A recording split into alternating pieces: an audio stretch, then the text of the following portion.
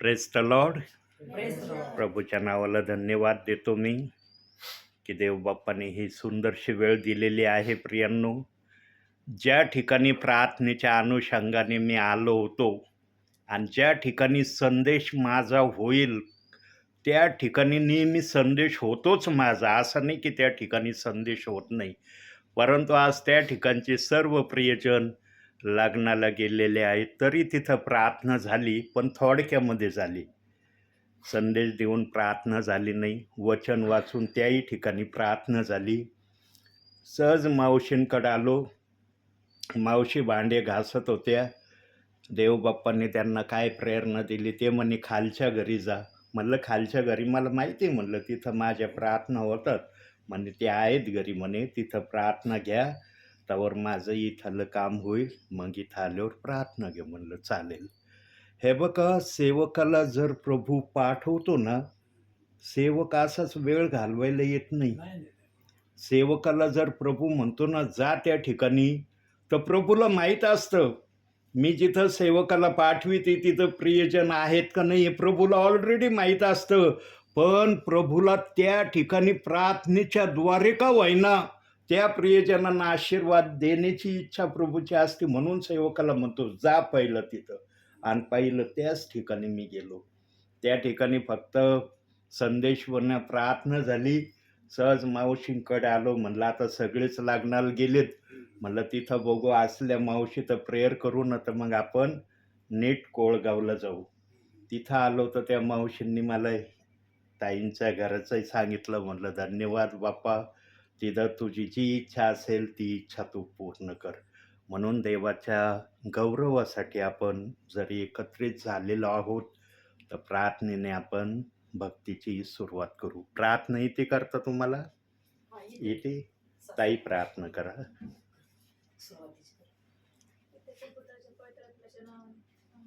पवित्र पवित्र संदेश परमेश्वरा, जगाच्या निर्माण करता तुला धन्यवाद देते बाप्पा.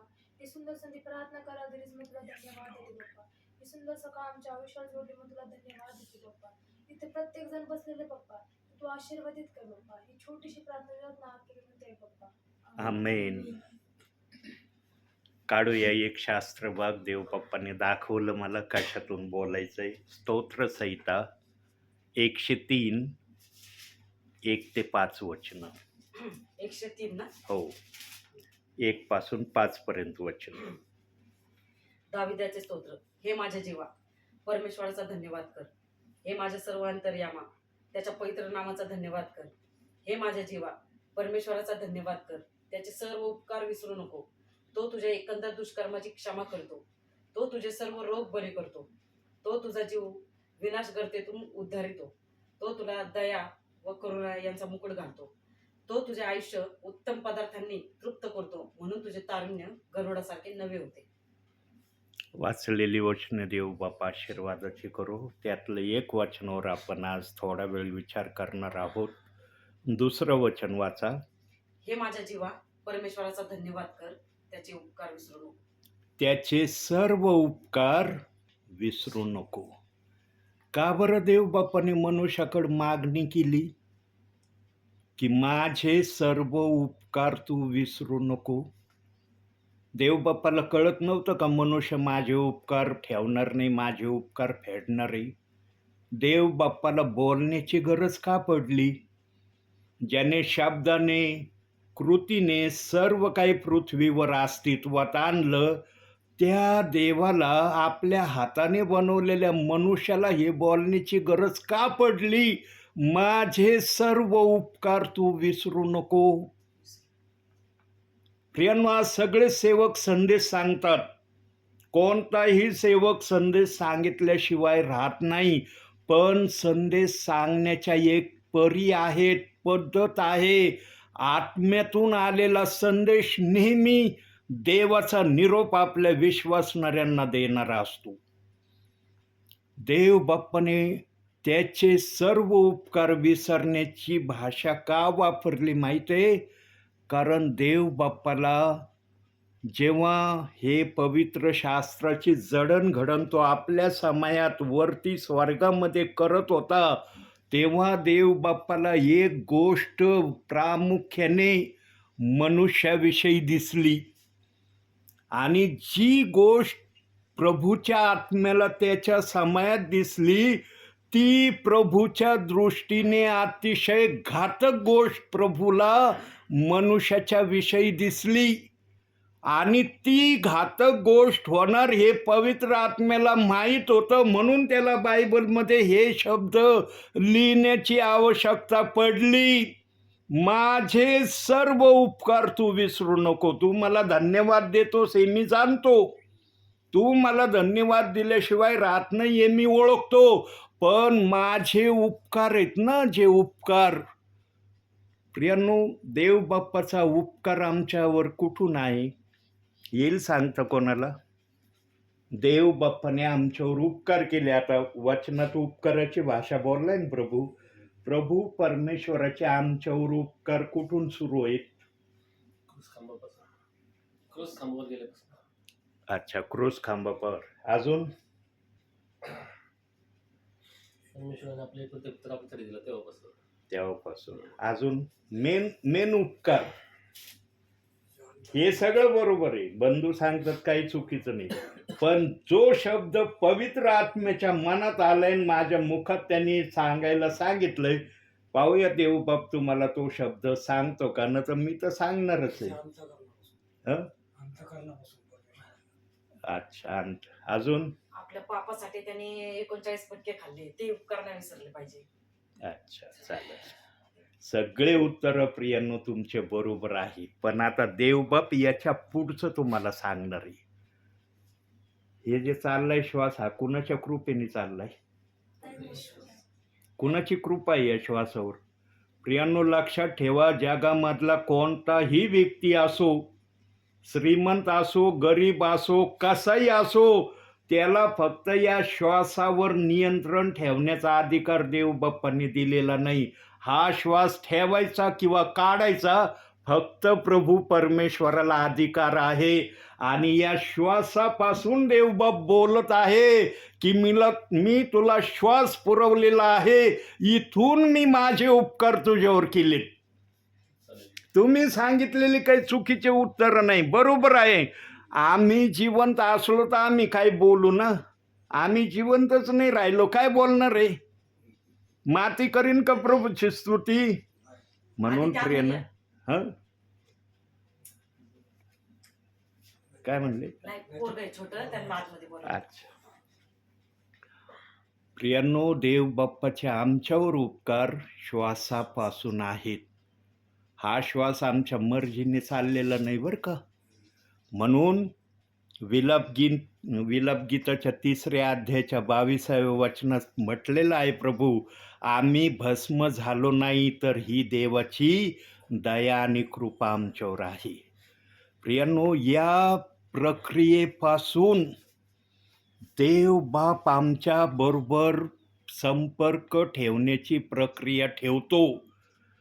पण आज मनुष्याची बाजू, आता देवाचे उपकार सांगितले, आता मनुष्याची बाजू जी प्रभू परमेश्वराच्या आत्म्याला त्याच्या समयात दिसली. काय दिसली? काही विश्वासणारे, काही सेवक बायबलच्या वचनाला दोष लावणार आहेत. सगळ्यात भयानक, सगळ्यात देवाला न आवडणारी गोष्ट मनुष्याच्या मनामध्ये येणार आहे. हे पवित्र आत्म्याला आपल्या समयामध्ये जेव्हा तो वचनाची जडणघडण करत होता, हे बायबलही आमच्या हातात आलेलं नव्हतं. प्रभूच्या आत्म्यामध्ये फक्त वचन तो जडणघडण करत होता, कोणत्या ठिकाणी कोणता शब्द ठेवायचा. त्यावेळेला जेव्हा हे 103 स्तोत्र प्रभू लिहायला लागला असेल, त्यावेळेला प्रभूला दिसला असेल, अरे माझ्या वचनाला दोष लावणारे काही सेवक, काही विश्वासणारे या जगात येणार आहेत. त्यांनी ती प्रक्रिया करू नये म्हणून तिथं शब्द दिला, त्याचा धन्यवाद कर, त्याचे सर्व उपकार विसरू नको. प्रियांनो, देवबाप कोणती गोष्ट बोलतो ना अशीच बोलत नाही. आत्म्याने आलेल्या सेवकाजवळ आत्म्याचा निरोप आहे. म्हणून आज बायबल ताईंकडे दिलंय. देवबाप म्हणला तू बायबल आहे हातात घेऊ नको, आज मी बोलन यांना काय सांगायचं आहे. प्रियांनो, एवढंच खूप करा. आम्हाला फक्त श्वास देऊनच प्रभू थांबलाय का? प्रभू म्हणलं का श्वास दिला बस माझं काम संपलं, आता बाकी सगळं काही तुम्ही बघा. प्रियांनो, आम्हाला हर प्रकारची गोष्ट देवबाप आजही पुरवित आहे. हर प्रकारची, मग ती शारीरिक असो आत्मिक असो, ती आम्हाला तो मनामध्ये शंका न धरता आम्हाला देतो. पण त्याची पण आमच्याकडं 3 गोष्टीची अपेक्षा प्रभू आमच्याकडं करतो. काही जणांना वाटतं प्रभूला काही अपेक्षा नाही, काही आशा नाही. प्रभू प्रभू आहे, आम्हालाच आशा आहे. या पवित्र शास्त्रामध्ये प्रभूचा आत्मा जुन्या करारात नवीन करारात त्याला काय हवंय ना त्यांनी सांगितलेलं आहे. आणि आईबापांना आपल्या मुलांना कसं वाढवायचं, कसं चालवायचं, कसं बोलायला लावायचं, त्याची प्रक्रिया पण लिहिली या पवित्र शास्त्रात. अनुवादाच्या 6व्या अध्यायाच्या 7व्या वचनात लिहिलंय की तू आपल्या मुलांना चालता बोलता उठता बसता निसता देवाविषयी बोलत जा.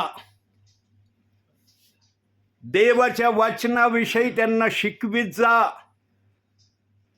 प्रियांनो, तुम्हाला विहिरी असतील आहे ना, विहिरी असतील ना शेतामध्ये. विहिरीला जर पाणी नसलं तर तुम्हाला पिकाला पाणी देता येईल का?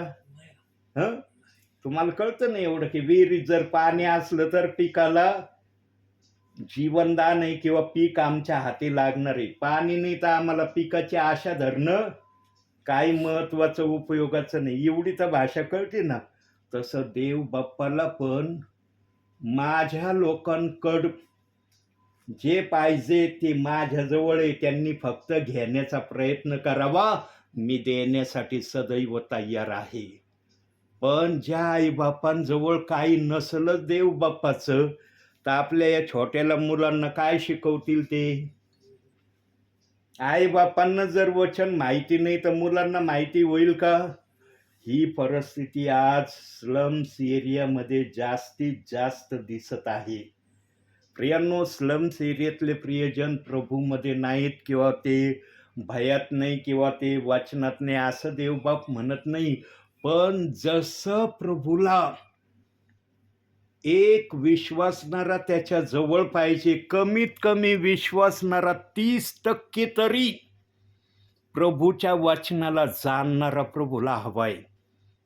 म्हणून बायबलमध्ये 4 शुभवर्तमानामध्ये 30%, 60%, 100% हे 3 प्रकारचे फळं किंवा 3 प्रकारचे गुण तुमच्यामध्ये असावे असं प्रभू बोललाय. पण आज काही प्रियजनांजवळ 30% सुद्धा देवाचं वचन नाहीये. त्यांना जास्तीत जास्त चिंता शेतामध्ये मी काय पेरीन, शेतामधलं कसं उगवल, त्याची मी देखभाल कशी करेल, हे करणं गरजेचं आहे. पण याच्याबरोबर पवित्र शास्त्राकडे लक्ष देणं पण तितकंच गरजेचं आहे. सांगा प्रियांनो, मागच्या वेळेला मला आठवतंय, देवबाप आठवण करून देतोय मला. एक वाक्य मी बोललो होतो मागच्या वेळेला. त्यावेळेला हे बंधू नव्हते, हे प्रियजन नव्हते, दुसरे जण होते. त्यांना मी सांगितलं होतं की 24 तासामध्ये नवीन करारामधला एक अध्याय प्रत्येकाने वाचायचा. आणि तेव्हा विचारलं पण होतं किती जण पवित्र शास्त्र वाचतात. तर 1-2 जणांच्या हात त्यावेळेला वर झाले होते की आम्ही शास्त्र वाचतो. मग त्यांना मी विचारलं होतं प्रभूच्या आत्म्याच्या प्रेरणेने, काय वाचता, कसं वाचता? तर एक जण म्हणलं मी 1 पॅरेग्राफ वाचतो, एक जण म्हणले मी 1च वचन वाचितो. म्हणलं 1 अध्याय? म्हणे नाही, 1 अध्याय आम्ही वाचित नाही. एक जण 1 वचनाविषयी बोलले, एक जण 1 पॅरेग्राफ विषयी बोलले, पण 1 अध्यायाविषयी बोलले नाही कोणी. तेव्हा मी त्यांना सांगितलं होतं की कमीत कमी 24 तासामध्ये एक अध्याय वाचणं तर तुम्हाला आवश्यक आहे. आणि एक अध्याय वाचायला किती वेळ लागतो? 5 मिनिटं. तुमचं वाचन जर चांगलं असलं तर 4च मिनिटं. शुभ वर्तमानामध्ये नवीन करारामध्ये एक अध्यायाला एवढ्या मिनिटापेक्षा अधिक वेळ लागत नाही. सांगा प्रियांनो, कोणता प्रियजन इतका बिझी आहे की ते 5 मिनिटं एक अध्याय वाचायला देऊ शकत नाही? आहे का इतकं कुणी बिझी? प्रियांनो, आजचे सेवक आहे ना, जे सांगायला पाहिजे ते सांगत नाही.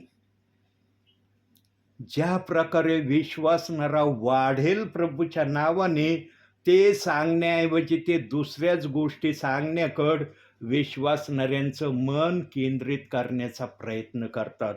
देवाचा आत्मा नेहमी आपल्या विश्वासणाऱ्यांना आत्मिक जीवनात तो कसा बलवान होईल याविषयी सांगणारा आत्मा आहे.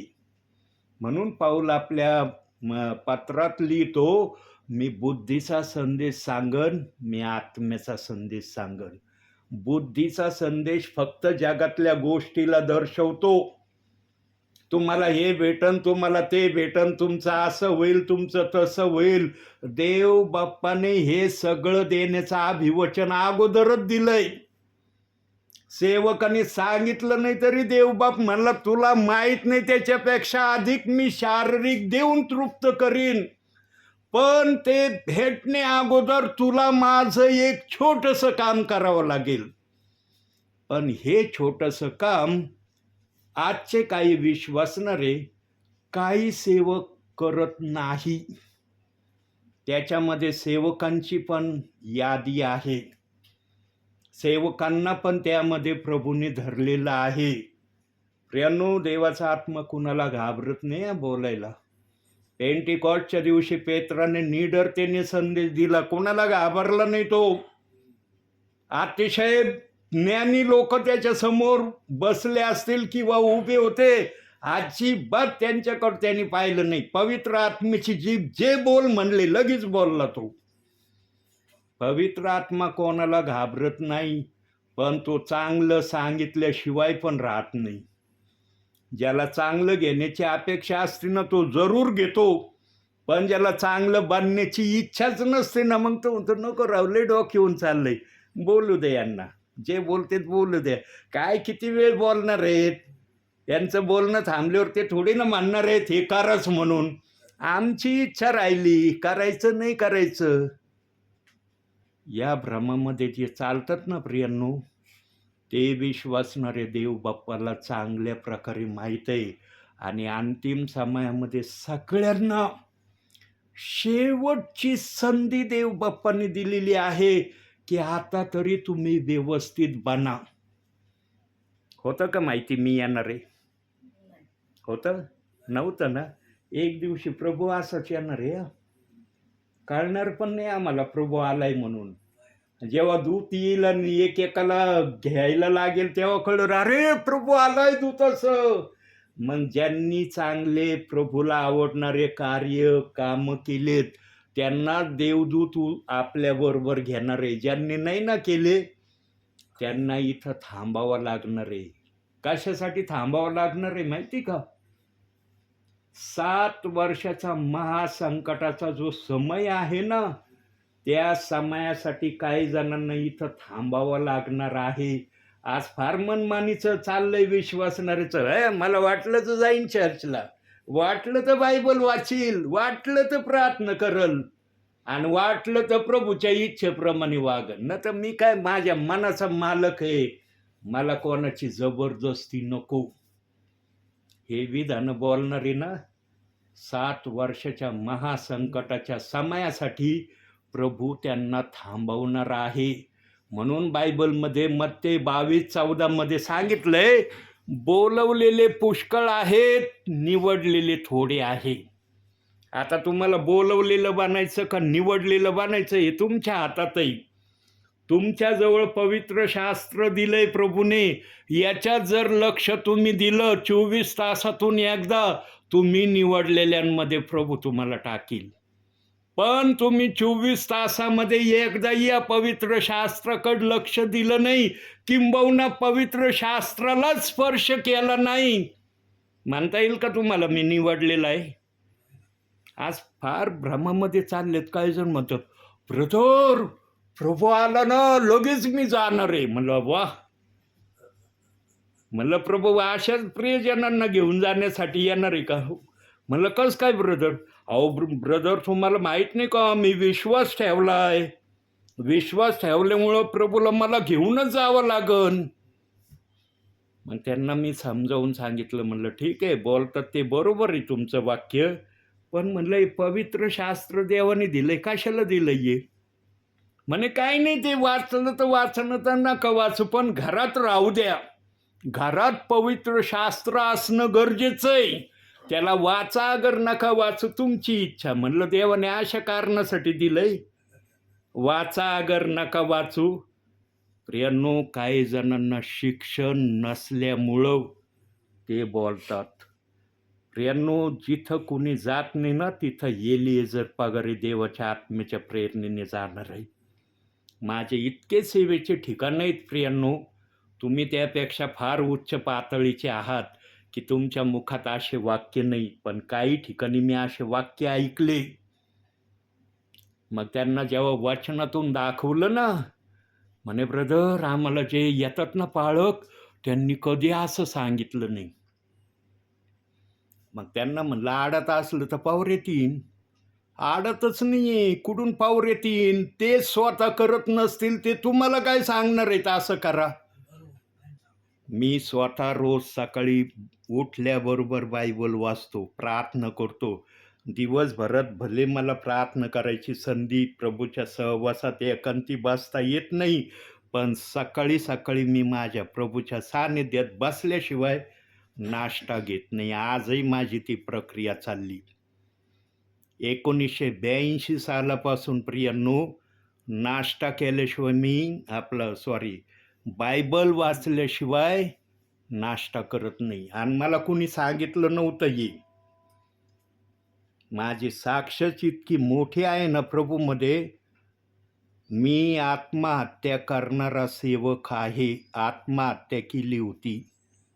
लोक आत्महत्याचं बोलतात की मला आत्महत्या करायची, पण मी आत्महत्या केली होती. आत्महत्या करूनही माझ्या देवाने मला वाचवलंय. माझी साक्ष फार मोठी आहे. म्हणून मी आत्तापर्यंत, वय आता 65 माझं लागणार आहे, तरी मी सेवा करतोय प्रभूची.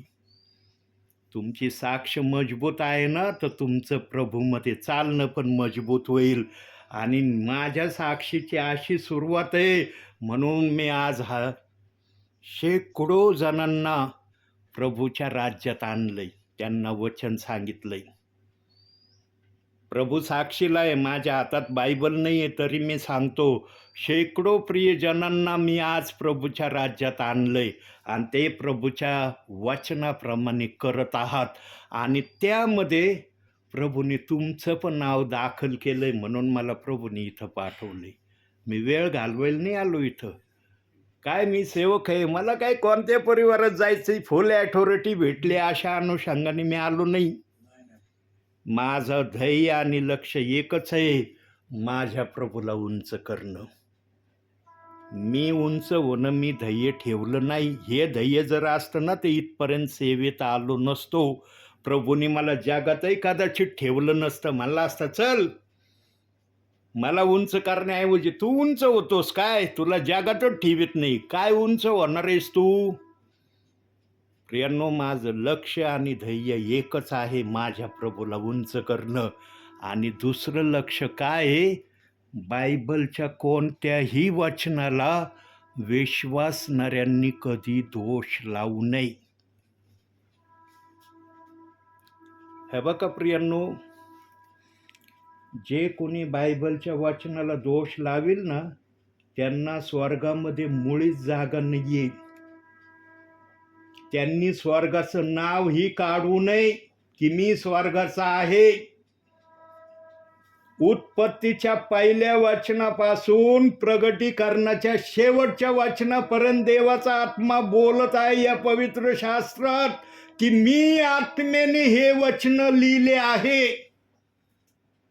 जर पवित्र शास्त्रातले सगळे वचन आत्म्याने लिहिलेले आहेत तर प्रेषितांची कृत्य 2 अध्याय 38 वचन पण देवाच्या आत्म्यानेच लिहिलंय. पण काही सेवक, काही विश्वासणारे त्या वचनाला काहीच मानित नाही, त्या वचनाला काही समजत पण नाही. आणि त्या वचनाविषयी इथपर्यंत बोलताना मी ऐकलंय, काही परिवार, काही विश्वासणारे मला सेवेमध्ये बोलले, म्हणे ब्रदर बायबलमध्ये ना प्रेषितांची कृत्य 2 अध्याय 38 वचन नसतं ना, सगळं व्यवस्थित या पृथ्वीवर प्रभूच्या नावाने चाललं असतं. वचन तुम्ही लिहिलंय का? तुम्ही लिहिलं नाही मग तुम्हाला अधिकार नाहीये. देवाने लिहिलंय, त्याच्या गौरवासाठी लिहिलंय. त्याचं गौरव कसं करायचं ते देव बाप्पाला माहित आहे. तुमच्याजवळ आत्मा असला तर ते गौरव तुम्ही करता, आणि तुमच्याजवळ आत्माच नाही, तुम्ही काय गौरव करणार आहे? आत्मा पाहिजे, तेव्हा आत्मा सांगन ते वचन मी कशासाठी ठेवलंय. काही जण इतके विरोधात, त्या वचनाच्या विरोधात बोलतात. प्रियांनो, माझ्या सेवेचं असं टार्गेट देवबाप्पाने मला दिलंय. एक परिवार जर माझा सुटला ना प्रभूमधला, प्रभूने 10 परिवार मला सेवेसाठी दिलेत. एका ठिकाणी मी जर दुःखी झालो ना, माझ्या देवाने मला 10 परिवारामध्ये आनंदी केलंय. म्हणून आजपर्यंत मी सेवा करतोय. 175 पेक्षा अधिक गावांमध्ये मी आज प्रभूची सेवा करत आहे. या अगदी प्रभूला भिवून खरं बोलत आहे, मी खोटं सांगत नाही किंवा माझी बडाई मी मारत नाही. माझा प्रभू त्या गावांमध्ये गेला तेव्हा मला ते गाव बघायला भेटले, ते परिवार दाखवले, म्हणून त्या परिवारात मला जाता आलं. न तर मला होतं का माहिती कोणता परिवार कुठे आहे, कोणते विश्वासणारे कुठे आहे? परंतु तुमच्यासारख्या भोळ्या भाबड्या परिवारांनीच मला सांगितलं, ब्रदर त्या गावात जा, तिथं असा परिवार आहे, तिथे तसे विश्वासणारे आहे. आणि ही साखळी वाढत जाऊन 175 गावापर्यंत थांबली. नाही तर मला कुठलं गाव माहीत होतं, कुठले परिवाराचं आडनाव माहिती होतं. तुमच्यासारख्या भोळ्या भाबड्या विश्वासणाऱ्यांनी, ज्यांना देवाच्या आत्म्याने आशीर्वाद दिला, ते म्हणले अरे आम्हाला आशीर्वाद या दासांकडून भेटला, त्यांना पण आशीर्वाद भेटावा. जे आत्म्यात असतात ना, त्यांना नेहमी दुसऱ्याला आशीर्वाद भेटावा याची ती आशा करतात. ज्यांच्याजवळ आत्मा नसतो ना, ते कधीच सांगणार नाही तुम्हाला, ते बोलणारच नाही. असले तरी म्हणते नाही आम्हाला माहिती नाही ते आहेत का नाही. पण आत्म्यावाले जरूर सांगणार, जा ब्रदर तिथं पण देवाची सेवा करा. प्रियांनो, देवबाप तुम्हाला फक्त एक आदेश देत आहे, माझं परत येणं होऊ अगर नाही होऊ याची मी काळजी करत नाही. देवबाप्पाने आणलं तर जरूर पुढच्या वेळेला पण देवबाप जसं मला चालविल तसं मी करील. पण आज जर आलोय तर आज एक प्रभूच्या नावाने आदेश प्रभू तुम्हाला देत आहे, मी देत नाही. मला आदेश देण्याचा अधिकार नाही, प्रभूला आहे. हे पवित्र शास्त्र तुमच्याजवळ आहे ना, या पवित्र शास्त्रातल्या कोणत्याही शब्दाला, कोणत्याही वचनाला कधी दोष लावू नका. जर या प्रक्रिया तुम्ही प्रभू येईपर्यंत प्रामाणिकपणे विश्वासाने जर केले ना, खात्रीने समजून घ्यायचं तुमचं स्वर्गात जाणं होणार. आणि बायबलमध्ये याकोब 1:22 वचनात सांगितलंय ना, वचनाप्रमाणे आचरण करणारे असा त्यामध्ये तुमचं नाव दाखल होईल. आणि जे कोणी वचनाला दोष लावतील, शब्दाला दोष लावतील, त्यांच्यासाठी एक वचन काढू आपण. प्रगटीकरण शेवटचं पुस्तक बायबलचं 11वा अध्याय काढा. प्रगटीकरण 11वा अध्याय 2रं वचन वाचा. 2रा अध्याय का? नाही 11वा अध्याय 2रं वचन.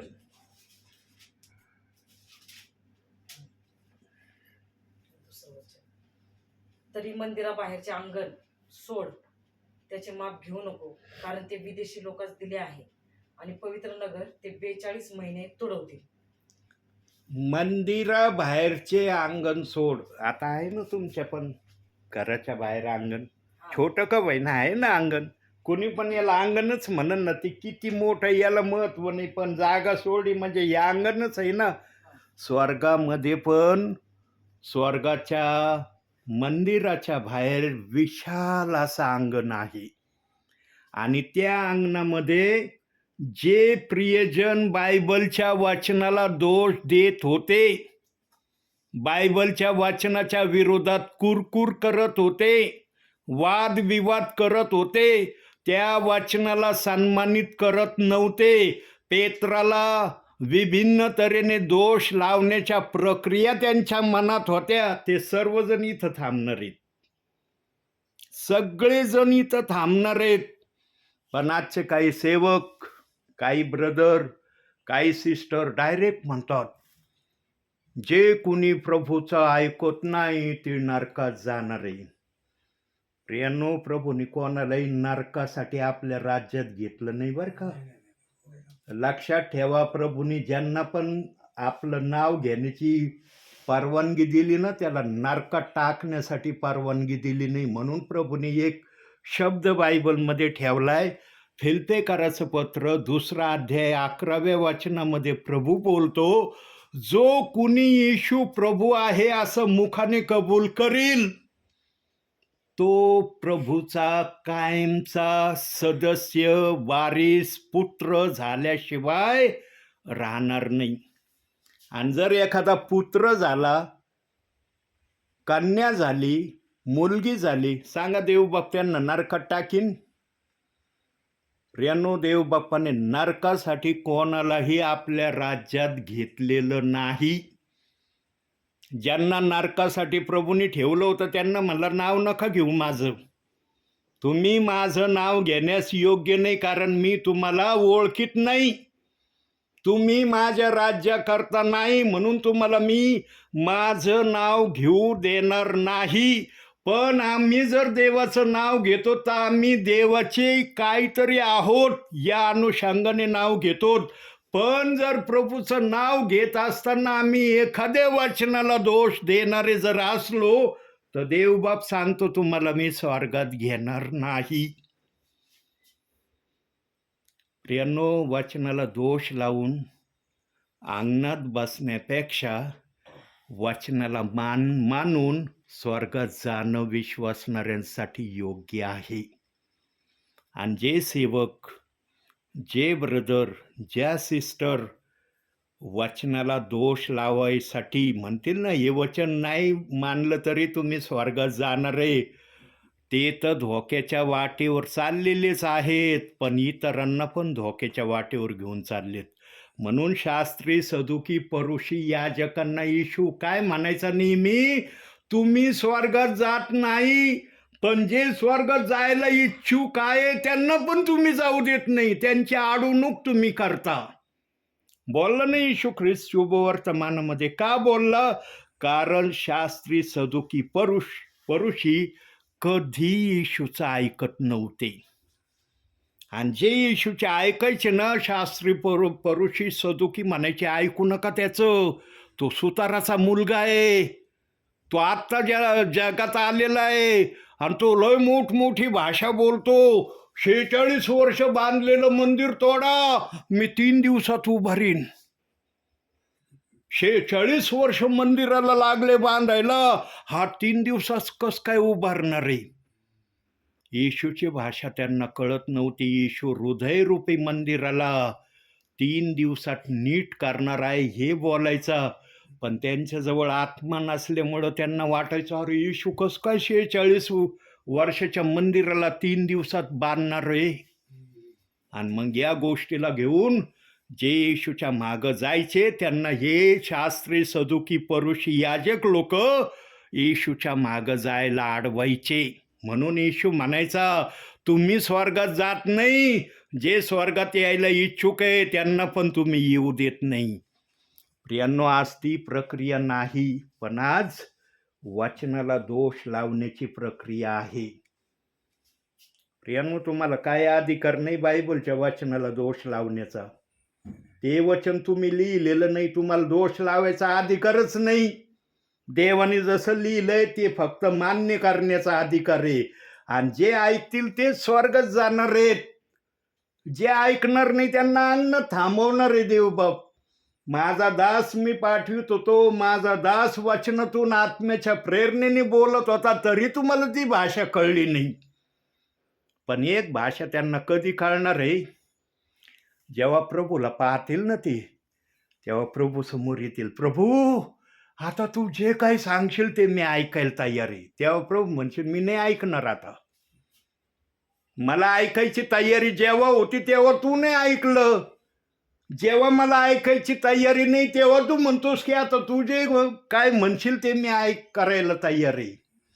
सेवक वर्ग जे काय आज आत्म्याच्या प्रेरणेने सांगत आहे ना प्रियांनो, बायबलच्या वाचनाला दोष लावू नका. या प्रक्रियेत जर तुम्ही खरोखर आत्म्याने खरेपणाने उतरून प्रभूला दाखवलं ना, तुम्ही आणि मी स्वर्गामध्ये जरूर आपण भेटू. तिथं हे शरीर नसणार आहे, पापी शरीर नसणार आहे, पण आत्मा जो आहे ना इथं हृदयात, तो आत्मा स्वर्गात असणार आहे एक नवीन शरीरासह. करंतीकाराचं पत्र काढता येईल का? पहिले करंतीकर, मला पत्राचं नाव सांग, मग मी सांगतो कुठे. उलटा पानं, उलटा उलटा. करंते कसं आलं? हा, पहिले करंतीकर 15वा अध्याय काढा. हा, 15 हा, 51-52 वचन वाचा. पहिले करंतीकर 15वा अध्याय 51-52. पहा, मी तुम्हाला एक गूढ गोष्ट सांगतो. आपण सर्वच महानिद्रा घेणार नाही, तरी आपण सर्व बदलून जाऊ क्षणात, निमिषात, शेवटल्या कर्णाच्या वेळेस. कारण कर्णा वाजेल, मेलेले ते अविनाशी असे उठविले जातील आणि आपण बदलून जाऊ. कारण हे जीवन जे विनाशी त्याने अविनाश पण परिधान करावे, आणि हे जे मर्त्य त्याने अमरत्व परिधान करावे हे आवश्यक आहे. बस, आपण बदलून जाऊ.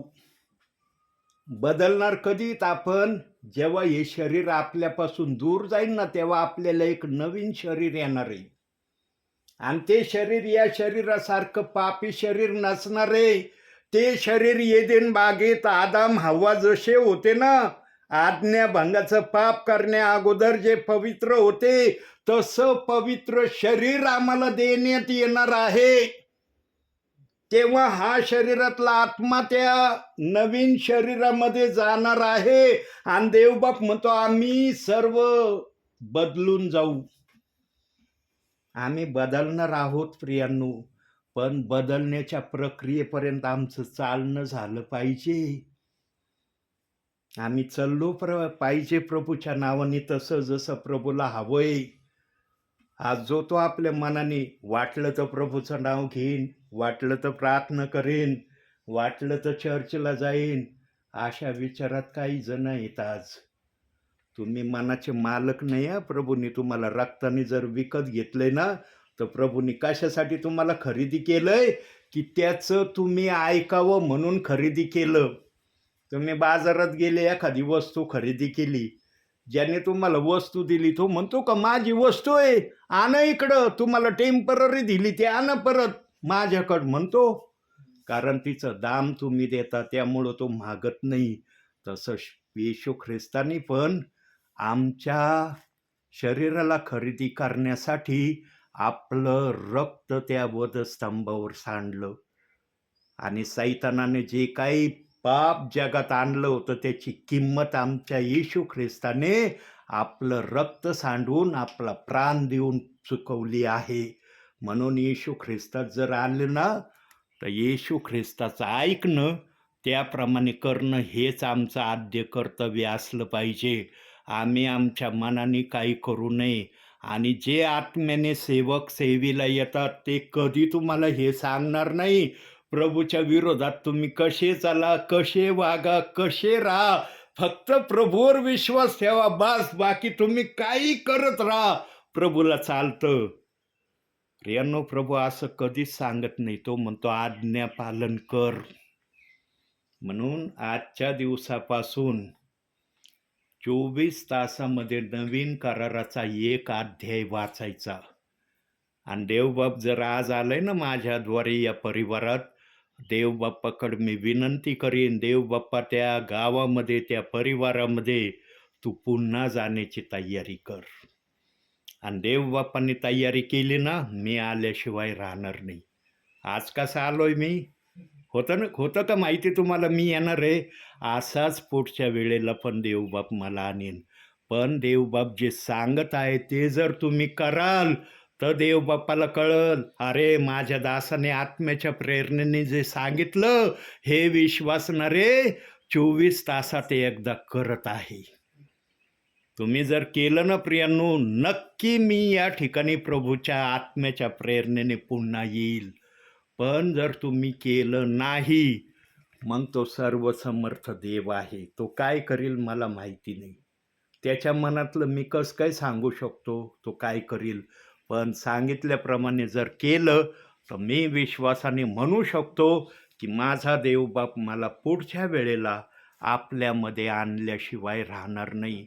शेवटी प्रियाने एवढंच बोलतो आणि थांबतो. देवबाप्पाचा उपकार जर फेडायचं तुम्हाला इच्छा असली ना मनामध्ये, जर वाटत असलं ना की देवबाप म्हणतो माझे सर्व उपकार विसरू नको, जर खरोखर तुम्हाला वाटत असेल की मला देवबाप्पाचे उपकार विसरायचे नाही आणि देवबाप्पाचे उपकार मला 30% का होईना फेडण्याची माझ्यामध्ये मी तयारी करल, तर त्याच्यासाठी फक्त एक कार्य, एक सेवा प्रभूची तुम्हाला करावी लागणार आहे. आणि ती काय करावी लागणार आहे? बायबलच्या कोणत्याही वचनाला दोष लावू नका. कोणत्याही वचनाच्या विरुद्ध कुरकुर करू नका, वादविवाद करू नका. कोणताही सेवक, सेविका, ब्रदर जर प्रेषितांची कृत्ये 2 अध्याय 38व्या वचनाच्या विरोधात बोलणारे किंवा त्याच्या विरोधात संदेश सांगणारे आले तर त्यांना सांगा, ते या वचनाला दोष लावण्याचं लिहिलंय का पवित्र शास्त्रात?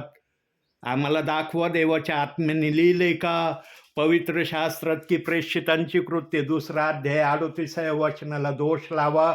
जर लिहिलेलं असलं तर तुम्ही जे बोलत आहात ना ते खरंय.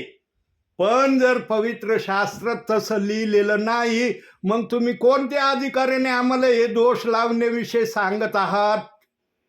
काढलं ते वचन?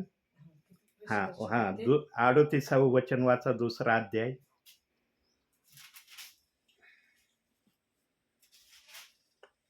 पेत्र त्यास म्हणाला, पश्चाताप करा आणि पापांची क्षमा व्हावी म्हणून तुम्ही प्रत्येक जण येशू ख्रिस्ताच्या नामात बाप्तिस्मा घ्या, म्हणजे पवित्र आत्म्याचे दान तुम्हाला प्राप्त होईल. बघितलं किती सोपी भाषा बोललाय. पवित्र आत्मा पाहिजे का नाही तुम्हाला? मग काही जण म्हणतो मग आम्ही मत्ते 28-19चा बाप्तिस्मा घेतला तेव्हा आम्हाला काय मिळालेलं आहे? तेव्हा कोणता आत्मा आलाय? इथं जर आत्मा देण्याचं अभिवचन आहे, मग येशू ख्रिस्त जे बोलला त्यांनी पण आत्मा देण्याचं अभिवचन दिलंय. मग 2 आत्मे आहेत का बायबलमध्ये? या गोष्टीमध्ये काही विश्वास नरे, काही सेवक गोंधळलेत म्हणून त्यांनी सरळ सरळ एका वचनाला मान्य केलंय, एका वचनाला अमान्य केलंय. देवाच्या आत्म्याने अशा तऱ्हेने ते वचन लिहिलेलं नाही. कसं लिहिलंय माहिती का? आता काही जण म्हणतात येशू ख्रिस्त काय म्हणलो ब्रदर? मत्ते 28 अध्याय 20व्या वचनात काय म्हणला? आणि पहा, युगाच्या समाप्तीपर्यंत मी सदोदित तुमच्या बरोबर आहे. मग आम्ही जर हा बाप्तिस्मा घेतला तर युगाच्या समाप्तीपर्यंत, येशूच्या येण्यापर्यंत तो आमच्या बरोबर आहे. जर असं असतं तर मग प्रेषितांचे कृत्य 2 अध्याय 38 वचन द्यायची काय गरज होती? जर ते वाक्य ते वचन जर येशूचं सत्य होतं, मग हे प्रेषितांची कृत्य 2 अध्याय 38 वचनाला ठेवायची गरज काय होती? ते कोणत्या अनुषंगाने येशू ख्रिस्त बोललाय माहिती का? येशू ख्रिस्ताच्या काळात तुम्ही आम्ही होतो का? होतो का? म्हणता येईल का? नाही, येशू ख्रिस्त होता तेव्हा होतो मी त्याच्याबरोबर, म्हणता येईल आम्हाला?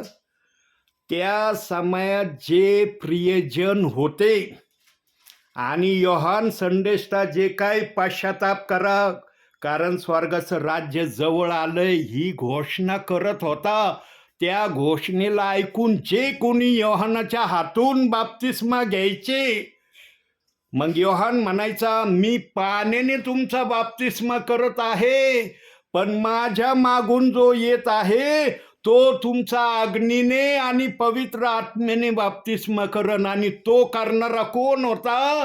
येशू ख्रिस्त होता. आणि त्या येशू ख्रिस्तानी त्या लोकांना सांगितलं होतं, तुम्ही या जगातून जरी निघून गेले ना तरी तुम्ही सतत माझ्या बरोबर आहे. तुम्ही जगाला निरोप दिला तरी तुम्ही माझ्या बरोबर राहणारे आहात, तुम्ही माझ्या बरोबर राज्य करणारे आहात. पण त्यानंतर पेंटिकॉस्टच्या दिवशी जे वचन आलं त्या वचनाप्रमाणे चालण्याची देव बाप्पाची आजची प्रक्रिया आहे. किती जण आज पेंटिकॉस्टच्या नंतरच्या संदेशाला मानून चालणारे आहेत? काही जण तर येशू ख्रिस्त काय म्हणला तेच धरून बसलेत. प्रियांनो, अंतिम समय शेवटची संधी देव बाप देत आहे. फार दुरून आलोय मी जर स्वार्थी असतो ना कधीच आलो नसतो तुमच्यापर्यंत. म्हणलं असतं मला काय घेणं देणं नाही, कुठं जाऊ परते काय उमय काय ठेका घेतलाय काय त्यांचा. ज्याच्याजवळ आत्मा असतो ना तो आत्म्याचा ऐकणारा असतो. तो विचार करत नाही मला किती लांब जायचंय, तो फक्त हा विचार करतो मला त्या विश्वासणाऱ्याला देवाचा निरोप कसा सांगता येईल. आणि त्या लगबगीने तो दास येतो. माझ्याजवळ वचन आहे म्हणून मी सेवेत आहे. माझ्याजवळ वचन नसताना मी सेवेत दिसलो नसतो. बघा, ताईंच्या हातात बायबल आहे, नुसतं मोबाईल हातात घेऊन उभा आहे मी. मला होतं का माहिती मी काय बोलणार आहे, कशावर संदेश येणार आहे? प्रार्थना केली ताईंनी, देवबाप्पाने वचन दाखवलं, बाळा या वचनातून मी बोलणार आहे. आणि किती वेळ झालाय? 47 मिनिटं झालेत आणि वरती 7 सेकंद झाले तरी मी बोलतोय. बुद्धीने जर बोलणारा असतो मला एवढे वेळ बोलता आलं असतं का? अहो, बुद्धीचं जर बोलणं असलं ना 2 वाक्याच्या पुढं 3रं वाक्य बोलता येत नाही वचनाला धरून. लगेच माणूस गोंधळतो, गडबडतो, अरे आता काय बोलू, काय सांगू यांना. 2 वाक्य बोललो, आता माझ्या काही ध्यानातच येईने पुढं काय बोलू. पण जेव्हा आत्मा बोलतो ना, आत्म्याजवळ सर्व काही आहे. तो घाबरत नाही, तो थरथर कापत नाही, निडरतेने बोलत राहतो. प्रियांनो, देवबाप तुम्हाला स्वर्गात घेण्याची आशा करतोय. आहे का तुमची तयारी स्वर्गात जाण्याची? जर त्या स्वर्गात जाण्याची तयारी असेल ना, बायबलच्या कोणत्याही वचनाला दोष लावू नका. आणि कोणी जर तुम्हाला दोष लावण्याविषयी संदेशातून बोलेल त्यांना लगेच म्हणा, कुणी असो, तो ब्रदर असो, सिस्टर असो, सेवक असो, ब्रदर हे तुम्ही कस काय बोलता, वचनाला दोषाविषयी कस काय बोलता? बायबलमध्ये जर ते वचन लिहिलंय तर ते देवाचं वचन आहे. त्या वचनाला आम्हाला दोष लावण्याचा देवाने अधिकार दिला नाही. तुम्ही आम्हाला कस काय हे शिक्षण देऊ राहिले?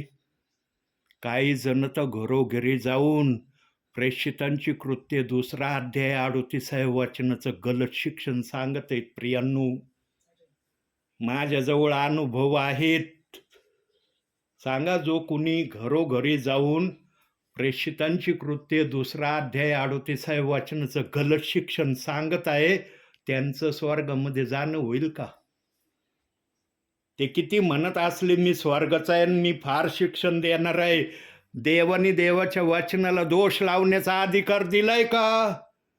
बायबलमध्ये दाखवा की देवाने सांगितलंय की माझ्या वचनाला दोष लावा, मी पण मान्य करीन. मग पण देवाचा आत्मा जर म्हणला दोष लावू नका, तो कुणालाही दोष लावण्याचा अधिकार नाही. आणि जो वचनाला दोष लावणार नाही तो स्वर्गामध्ये प्रभू बरोबर राज्य करणार आहे. ज्यांनी दोष लावलाय ना, न्यायासाठी उभं राहावं लागणार आहे. आणि प्रभू विचारीन, माझ्या वचनाला कोणत्या अधिकाराने दोष लावित होता? मी मान्यता दिली होती का? मग आत्म उत्तर देईन तिथं.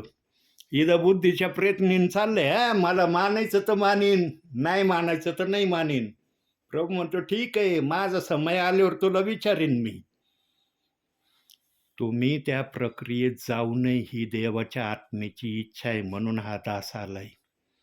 हा दास वेळ घालवायला आलेला नाही. प्रियांनो, विश्वासामध्ये स्थिर राहा, वचन वाचण्याकडे लक्ष द्या आणि प्रार्थनेमध्ये बलवान व्हा. या प्रक्रियेने जर प्रभूमध्ये चालले ना प्रियांनो, कोणता सेवक तुमच्याकडे प्रार्थनेला येऊ अगर नाही येऊ, काही काळजी चिंता करू नका. देवाचा आत्मा तुम्हाला सांगन, माझ्या मुली, माझ्या कन्या, माझ्या मुला, तू स्वर्गात येणार आहे. अहो, देवाने शब्द दिल्यावर कोणाच्या शब्दाची काय आवश्यकता आहे का तुम्हाला ऐकायची? म्हणून हा निरोप देण्यासाठी देवबापाने तुमच्या या गावामध्ये, या मळ्यामध्ये मला पाठवलेलं आहे. म्हणून देवाचा आदर करणारे व्हा, देवाची इच्छा पूर्ण करणारे असा आणि देवाबरोबर राज्य करण्याच्या प्रक्रियेमध्ये उतरणारे असा. जर हे केलं तुम्ही तर तुमचं ख्रिस्तामध्ये येणं यशस्वी झालं. ना तर मग काय, आलो ख्रिस्तात नाही जाणं झालं, काय करू? देवबाप अशा अनुषंगाने कुणालाच घेत नाही. नरकात तर कुणी जाणार नाही. नरकात कोण जाणार आहे ते दाखवतो. डोळे बंद करा आता. प्रगटीकरण, नरकात कोण जाणार आहे ते बघू आता आपण. 20वा अध्याय 15वं वचन.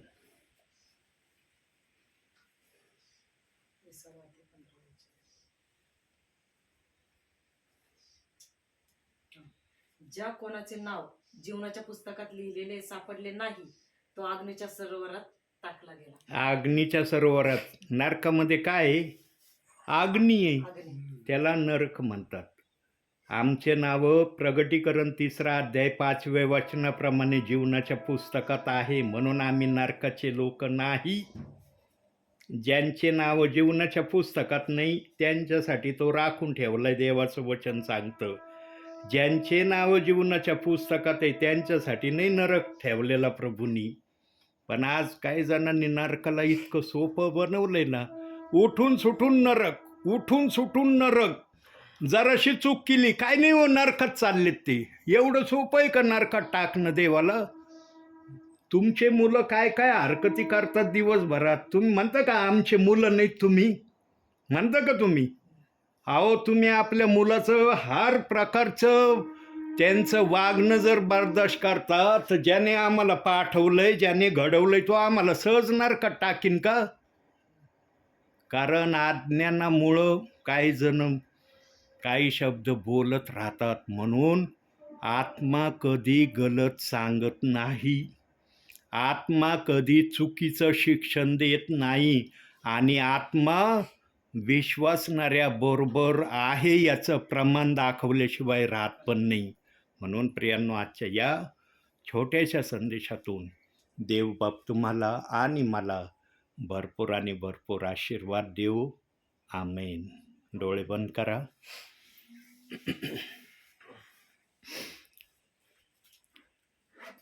काही सेकंद आपण शांत राहू.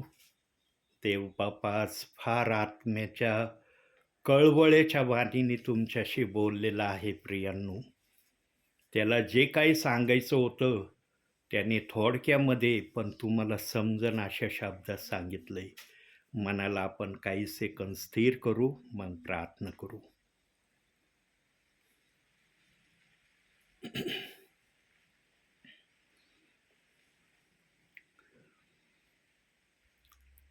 धन्यवाद के साथ स्तुति गाऊंगा, हे यीशु मेरे खुदा, उपकार है तेरे बेशुमार, कोटि कोटि स्तुति धन्यवाद। धन्यवाद के साथ स्तुति गाऊंगा, हे यीशु मेरे खुदा। उपकार है तेरे बेशुमार, कोटि कोटि स्तुति धन्यवाद। योग्यता से बढ़ के दिया है अपनी दया से तूने मुझे। योग्यता से बढ़ के दिया है अपनी दया से तूने मुझे। मांगने से ज्यादा मिला मुझे, आभारी हूँ प्रभु मैं। मांगने से ज्यादा मिला मुझे, आभारी हूँ प्रभु मैं। धन्यवाद के साथ स्तुति गाऊंगा, हे यीशु मेरे खुदा। उपकार है तेरे बेशुमार, कोटि कोटि स्तुति धन्यवाद। कोटि कोटि स्तुति धन्यवाद। कोटि कोटि स्तुति धन्यवाद। होय माझ्या बापा, तुझ्या नावाला मी धन्यवाद देतो, तुझ्या नावाला मी उंच करतो। स्वर्गीच्या देवा, तू आम्हाला उंच केलं म्हणून आम्हालाही तुला उंच करण्याची तू संधी देत आहे। प्रथम तू आम्हाला निवडलं म्हणून आम्ही तुझं नाव घेत आहोत माझ्या बापा। तू आम्हाला निवडलं नसतं माझ्या बापा तर आम्ही तुझं नाव कदाचित घेऊ शकलो नसतो माझ्या बापा। तुझ्या या उपकारासाठी आम्ही तुला धन्यवाद देतो माझ्या बापा। असंख्य उपकार तू आमच्यावर केलेले आहेत आणि तू करत आहे, त्यासाठी आम्ही तुला धन्यवादच देतो माझ्या बापा। आज स्वर्गीच्या देवा, पवार परिवाराची तू भेट घेत आहे। आज या गावामध्ये, या मळ्यामध्ये तू उतरून आलेला आहे माझ्या बापा। स्वर्गीच्या देवा, हे बसलेले प्रियजन अतिशय आशेने बसलेले आहेत माझ्या बापा आणि तुझ्याकडून आशीर्वादाचीच यांना आशा आहे। स्वर्गीच्या देवा, हरेक प्रियजनांना तू आशीर्वादाने तृप्त कर माझ्या बापा। प्रत्येकाच्या मनातल्या इच्छा तू पूर्ण कर माझ्या बापा। स्वर्गीच्या देवा, आम्ही जर मागायला लागलो तर आम्हाला समजणार पण नाही की आम्हाला काय तुला मागायचं आहे, पण जे काही तुला समजत आहे माझ्या बापा या प्रियजनांसाठी, ते सर्व काही या प्रियजनांना तू दिल्याशिवाय राहू नको माझ्या बापा। त्यांनी अनमोल वेळ तुझ्यासाठी दिलाय माझ्या बापा। सगळे कामं त्यांनी थांबवले माझ्या बापा आणि तुझ्या प्रार्थनेला त्यांनी प्रथम स्थान दिलेलं आहे माझ्या बापा। शेतामध्ये काम करणारे हे प्रियजन आहेत माझ्या बापा, पण यांनी शेतातल्या कामाला वर्ज्य केलं, तुझ्या प्रार्थनेला हे बसलेत माझ्या बापा। हे मोठ्या आशेने जर बसलेत माझ्या बापा तर यांची आशा तू पूर्ण कर। यांना आशीर्वादाने ओतप्रोत भर माझ्या बापा। आणि जे काय आज तू यांना वचनातून बोललेलं आहे, जे काय करण्याची आज्ञा यांना तू वचनातून दिली, त्याप्रमाणे करणारे हे प्रियजन व्हावे म्हणून यांना तू सहाय्यता कर, मदत कर, सामर्थ्य पुरव यांना, ही मी तुला विनंती करतो। हे घर, ही जागा सदैव आशीर्वादाने भरलेली ठेव माझ्या बापा। या घरातल्या तेला मिठापिठाला आणि सर्व वस्तूंना सदैव तो आशीर्वादाने आशीर्वादित कर माझ्या बापा।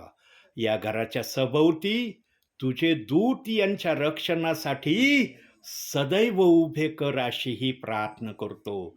यांच्या शेतीवर आशीर्वाद पाठव माझ्या बापा. जे काही शेतामध्ये पेरलंय माझ्या बापा, जे काही लावलेलं आहे माझ्या बापा, त्याला योग्य प्रकारे तू वाढव आणि अनेक पटीमध्ये त्यांना तू पीक दे माझ्या बापा, ही तुला विनंती करतो. स्वर्गीच्या देवा, आजपर्यंत यांना तू आपल्या नावात सांभाळलेला आहे. यापुढेही यांना तू आपल्या नावात सांभाळशील असा मी विश्वास ठेवतो माझ्या बापा. जेवढे भाऊ बहीण या ठिकाणी बसलेत माझ्या बापा, सर्वांना आशीर्वाद दे. लहान मुलांना पण आशीर्वादाने भर माझ्या बापा. त्यांना ज्ञानबुद्धी चातुर्य देऊन त्यांना बलवान कर. शरीराने आत्म्याने त्यांची वाढ कर माझ्या बापा, ही तुझ्याकडे मी विनंती करतो. आज आपल्या दासाला तुझ्या नावाने या ठिकाणी येऊन वचन सेवा आणि प्रार्थना दोही सेवा करण्याची संधी दिली, यासाठी धन्यवाद.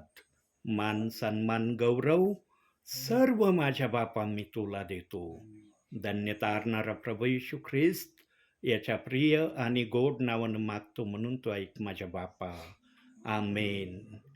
हे आमच्या स्वर्गातील बापा, तुझे नाव पवित्र मानले जाऊ. तुझे राज्य येऊ, जसे स्वर्गात तसे पृथ्वीवर. तुझ्या इच्छेप्रमाणे हो. आमची रोजची भाकर आज आम्हाला दे, जशी आमच्या गुन्ह्यात सोडला आहेस, तसेच तू आमचे गुन्हे आम्हाला सोड. आणि आम्हाला परीक्षेत आणू नकोस, तर आम्हाला वाईटापासून सोड. कारण की राज्य, सामर्थ्य आणि गौरव ही सर्व काळ तुझीच आहे. आमेन. प्रभू येशू रक्त की जय. प्रभू येशू रक्त की जय. प्रभू येशू रक्ताचा जय जयकार असो. आमेन.